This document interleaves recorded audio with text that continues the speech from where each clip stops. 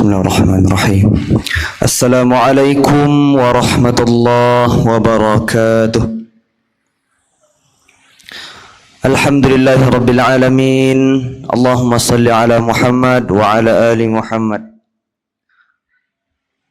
Seperti mana biasanya sebelum iqamah dikumandangkan, insyaallah 10 sampai dengan 15 menit ke depan, mari sama-sama kita simak kuliah zuhur yang insyaallah pada kesempatan hari ini akan disampaikan oleh Al-Mukarram Ustaz Dr. Romi Saputra SHI MH CPM.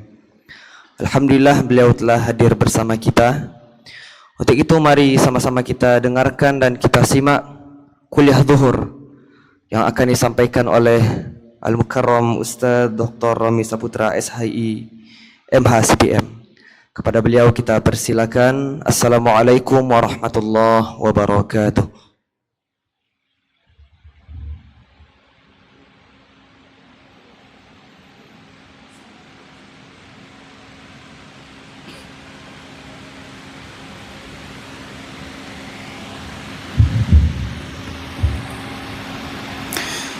Bismillahirrahmanirrahim. Assalamualaikum warahmatullahi wabarakatuh.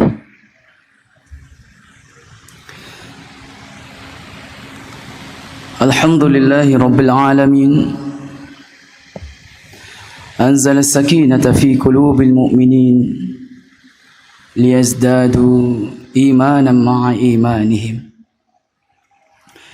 أشهد أن لا إله إلا الله وحده لا شريك له وأشهد أن محمدا عبده ورسوله اللهم صل على محمد وعلى آله وأصحابه أجمعين. Bapak pengurus Masjid Raya Sumbar yang kita hormati, Bapak Ibu jamaah, para tokoh, guru-guru dan buya-buya, hadirin dan hadirat, insyaallah zuhur ini kita dalam keadaan berada dalam curahan rahmat dan berkah Allah Subhanahu wa taala. Kaum muslimin, satu amalan yang kita tidak akan bisa lepas dari melakukannya, dan setiap kita pasti melakukannya. Amalan itu adalah berdoa kepada Allah Subhanahu wa taala. Berdoa kepada Allah Subhanahu wa taala. Tentunya di dalam berdoa kepada Allah Subhanahu wa taala, kita sudah menyampaikan keinginan-keinginan. Kita sudah menyampaikan harapan-harapan. Kita juga sudah menyampaikan kehendak. Dalam berdoa kita juga sudah menyampaikan apa yang menurut kita barangkali seperti itu terbaik dalam kehidupan kita. Tentunya apa yang kita mohonkan itu, kaum muslimin yang berbahagia, ada di antara kita yang mengucapkan alhamdulillahi rabbil alamin ketika yang dia mintakan itu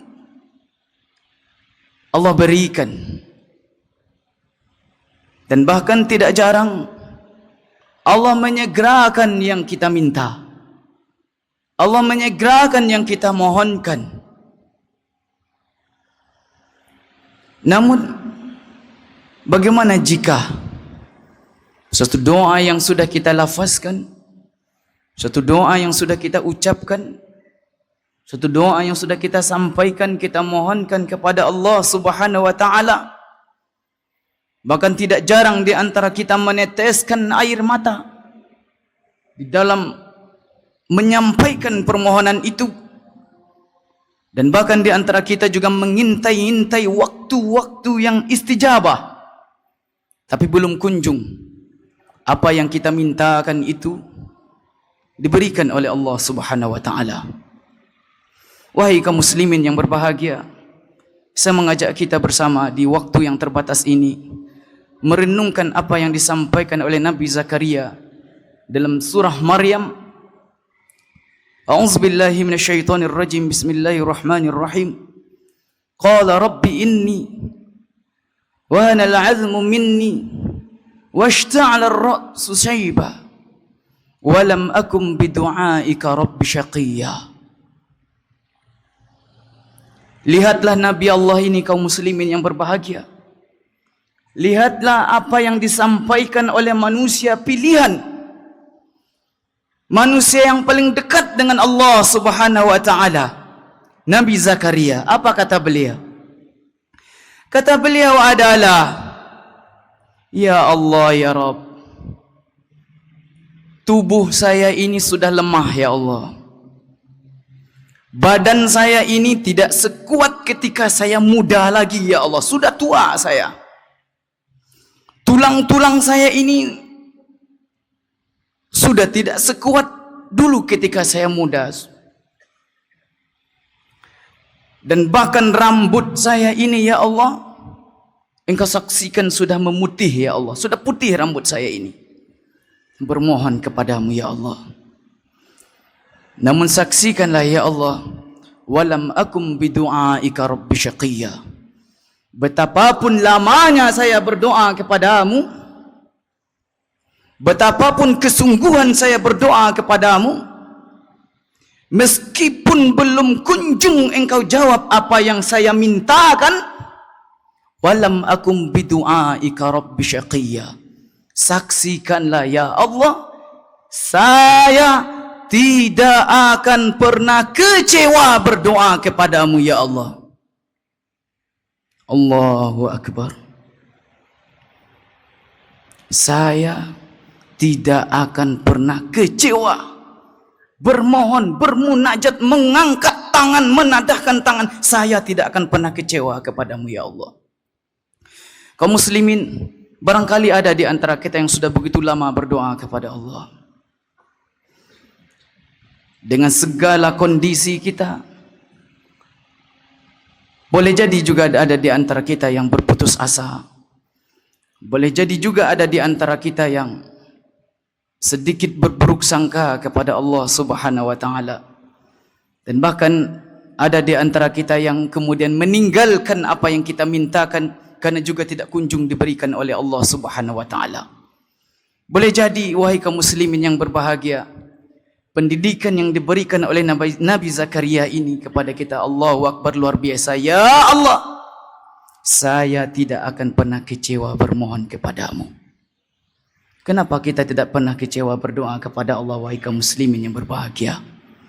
Pertama, karena berdoa adalah ibadah. Maka orang yang berdoa adalah orang yang sedang beribadah. Orang yang sedang mendekatkan dirinya kepada Allah Subhanahu wa taala. Dan tidak ada orang yang mendekatkan dirinya kepada Allah, orang itu pasti tidak akan pernah disia-siakan oleh Allah Subhanahu wa taala. Tidak ada orang yang sibuk mendekat kepada Allah Subhanahu wa taala kecuali adalah orang yang paling dekat dengan curahan kebaikan-kebaikan dan kemuliaan-kemuliaan. Yang kedua, wahai kaum muslimin yang berbahagia, kenapa kita tidak boleh kecewa berdoa kepada Allah? Kenapa kita tidak boleh berburuk sangka? Alasan yang kedua adalah karena Allah memiliki banyak cara di dalam menjawab doa-doa kita. Bahkan dalam satu hadis kaum muslimin yang berbahagia dikatakan, ma min muslim yad'u bi da'wati laysa fiha ithmun wala qati'atu rahim illa a'tahu Allah biha ihda thalathin. Ketika seorang hamba berdoa kepada Allah, sepanjang doanya itu bukan mengandung dosa dan dia tidak memutuskan hubungan silaturahim, maka Allah memastikan 3 yang diberikan kepadanya dengan dia doa kepada Allah Subhanahu wa taala. Imma an tu'ajjala lahu da'watuhu. Allah pertama menyegerakan mengabulkan doa yang dia mintakan. Apa yang dia minta, maka itu yang kemudian Allah berikan kepadanya. Dan bahkan Allah menyegerakan apa yang dia mintakan. Wa imma an yaddakhiraha lahu fil akhirah. Yang kedua adalah Allah menyimpan doanya itu untuk nanti sebagai tabungan yang Allah tunaikan nanti di akhirat untuknya. Ketika barangkali timbangan amalan kita kurang-kurang sedikit, besok kaum muslimin yang berbahagia di hari kiamat, orang yang rajin berdoa, yang doanya di dunia ini belum kunjung dan belum dijawab oleh Allah Subhanahu wa taala, di akhirat besok Allah jadikan sebagai tabungan untuk memberatkan timbangannya besok di akhirat. Yang ketiga kaum muslimin yang berbahagia adalah wa imma yasrifa anhu su'u mithlah. Allah menyelamatkannya dari segala keburukan karena dia berdoa kepada Allah Subhanahu wa taala. Jadi Allah ganti. Kita minta A, Allah kasih B. Kenapa? Karena Allah ingin menyelamatkan kita, dan apa yang diberikan Allah itu lebih baik daripada yang kita minta. Maka Ali bin Abi Thalib itu mengatakan seperti ini kaum muslimin yang berbahagia. Saya berbahagia Allah menjawab doa-doa saya sesuai dengan apa yang saya inginkan. Tapi saya jauh lebih berbahagia ketika Allah menjawab doa saya sesuai apa yang diinginkan oleh Allah Subhanahu wa taala. Karena saya tidak pernah tahu dalam kehidupan ini apa yang terbaik dalam kehidupan untuk dunia dan untuk akhirat saya. Maka untuk itu wahai kaum muslimin yang berbahagia, pada zuhur yang terbatas ini, pesan penting yang ingin kita sampaikan adalah dalam setiap kita berdoa, satu harapan yang terbesar kita adalah kita sangat ingin doa kita dikabulkan oleh Allah. Tapi jangan pernah kita lupakan, di samping harapan besar doa kita ingin dikabulkan oleh Allah, berdoa jugalah kepada Allah bahwa ya Allah, jangan pernah ya Allah kami kecewa bermohon kepadamu ya Allah. Kuatkan ini wahai kaum muslimin yang berbahagia dalam setiap doa-doa kita. Dalam setiap doa-doa kita, ya Allah kabulkan, ya. Tapi selipkan sedikit doa kita, ya Allah, jangan biarkan kami dalam bermohon kepadamu ya Allah. Kami kecewa berdoa kepadamu. Jangan izinkan kami berburuk sangka kepadamu. Jangan izinkan kami berputus asa bermohon kepadamu ya Allah. InsyaAllah wahai kaum muslimin yang berbahagia, tidak ada setiap kebaikan-kebaikan doa-doa kita yang akan disia-siakan oleh Allah Subhanahu wa taala, baik di dunia ataupun di akhirat. Fa'tabru ya ulil absar la'allakum turhamun. Assalamualaikum warahmatullahi wabarakatuh.